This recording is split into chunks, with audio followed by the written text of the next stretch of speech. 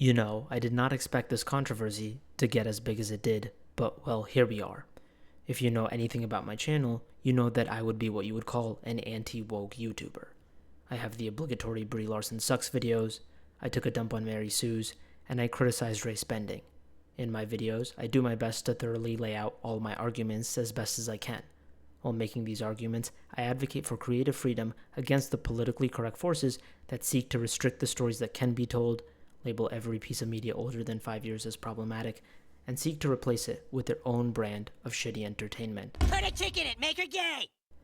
However, while doing so, it's important to not lose the plot, to not delve into the same inconsistent standards, the same shitty arguments, and the outrage we often see. Earlier this year, some news came about regarding X-Men 97, the animated continuation of the storied 90s show. Before the show released, news came out that the show was changing Metamorpho to be non-binary. Subsequently, the showrunner also made statements that his politics or personal identity would be in the show. When I heard this, I kind of just rolled my eyes. Yes, making a character non-binary when he was a dude was stupid. However, this one decision tells me little about the rest of the show. Other YouTubers would go on to call the entire show woke, essentially meaning that the show would be imbued with lazily implemented preachy politics that detracted from the entertainment value. Eventually, the show did come out, and received much praise from both critics and audiences. This led another group of YouTubers to criticize the people calling it woke, saying that these were just grifters who did not know anything about media analysis or just enjoying stories, and from a neutral perspective, it certainly could sway people. I find myself in a similar situation with Assassin's Creed Shadows. It's important to understand there are different levels of incompetence or bad decisions. It's important to differentiate when something is eye-roll worthy versus the type of decisions or storytelling that drive us to take upon a crusade through the stars, like with the Rings of Power or the Custodes debacle with Warhammer 40k. With this decision by Ubisoft, I do find it eye-roll worthy, going against the natural and best course that the game would take narratively, all to just push DEI. Simultaneously, though, given Assassin's Creed's willingness to bend or just make up history and a cavalcade of outside narratives, it's important that a consistent standard is held. But this is not to say that those vehemently defending this decision are practicing it either. Between those insisting that if you have even the slightest issue with this, you are racist, and those calling this full SJW woke cringe DEI propaganda that's an affront to all of Japan and thus must be boycotted, I find myself in the middle. Logically, this decision is not so outside of the bounds, for Yasuke is an actual historical figure that did exist. Obviously, the decision would be much more egregious if he was not, but he is. Subsequently, even if there is no evidence that Yasuke was a samurai, the Assassin's Creed games play fast and loose with historical characters and events, often focusing on creating an authentic world and location while letting history be their playground. I mean, what were even the Forerunners or aliens? Whatever the fuck this was, historical accuracy was not there. Additionally, we have seen many narratives regarding outsiders in Japan. All of those things put together, it will appear strange to those on the outside why such outrage is occurring, even with the argument that nearly all instances will have the assassin being native to the land. Should Ubisoft not have the freedom to deviate from this formula? Should they be beholden to narrative choices, game mechanics, and other decisions just because fans have grown accustomed to it? Should the creatives not have the freedom to tell the story they want to? Because we have yet to see how the story is being executed, rather people are taking issue with the premise itself. Listen, I myself am not a fan of the idea. I do believe that a story following a man native to Japan actually opens up far more possibilities, and a character who is actually invested in the land itself. I saw the Yasuke show on Netflix, and quite frankly his story was not nearly as compelling as I thought it would be. But as I said, it's an eye roll. Bigger problems exist with the franchise, whether it be aging game mechanics, bland, boring empty worlds with only collectibles, and increasingly predatory monetization. Assassin's Creed needs everything to get a leg up, and this is not helping. Simultaneously, however, I don't believe that those on the other side have a consistent and unifying position either. I mean, just replace Yasuke with a white guy. Would IGN be writing articles like this? I doubt it. The fact of the matter is that they would easily renege upon any of the arguments they have made if the character was white instead of black. All of a sudden, it would not matter how fast and loose the franchise plays with history, or even the context the story takes place within.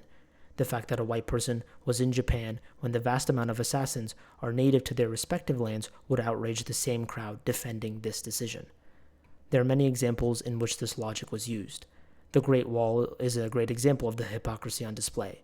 When Matt Damon plays a traveler to China, who then gets roped into a conflict between the Chinese and literal monsters, aka shit that never happened, the woke crowd still got pissed. So much so, they actually made t-shirts about it, even though there have been travelers to China from Europe, and that this shit is entirely made up, it still did not matter. If you look closely enough, there is another name on the shirt, Tilda Swinton. People got upset at this as well. Now, I'm actually against the casting choice as well. However, that's because I have a consistent stance against whitewashing and raise spending. This crowd does not, given that the Sorcerer Supreme is a title that can be transferred from one person to another, and that this is all just made up. It's not so outside the bounds that Tilda Swinton could be the Ancient One, but none of that logic was used, so on the t-shirt she goes. Iron Fist would be another example of this. When Finn Jones was cast as Iron Fist in Netflix's adaptation, he immediately received backlash, so much so that he left social media. It seems that because the character knew martial arts and he was trained in the East, the actor had to be East Asian, even though in the comics he was white. Kingdom Come Deliverance might be the best analog to this, with developer Warhorse Studios setting out to make a more realistic medieval RPG set in Bohemia or modern-day Czech Republic. Because of this, there was no diversity, obviously. Yet despite the logic making complete sense, this idea was triggering to the woke crowd. Cue the outrage. But it sort of all started off with this conversation where someone asked him if there would be people of color in the game. And he said, there were no people of color in Bohemia at the time, so no. Martin Klima said, and this was in January, said, after more than 4 years of intensive research, it can be stated that there is no proof that there were no dark-skinned people in Bohemia and vice versa.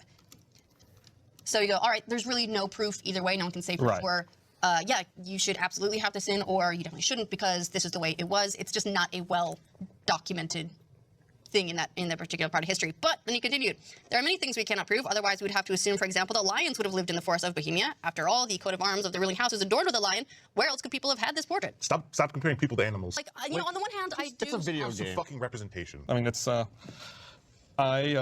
will not be buying the game and supporting it. Imagine being a guy from Czechia, being excited about a Czech game set in the 15th century Czechia with emphasis on Czech history and culture that is making it big internationally, putting your country on the map for a whole new demographic.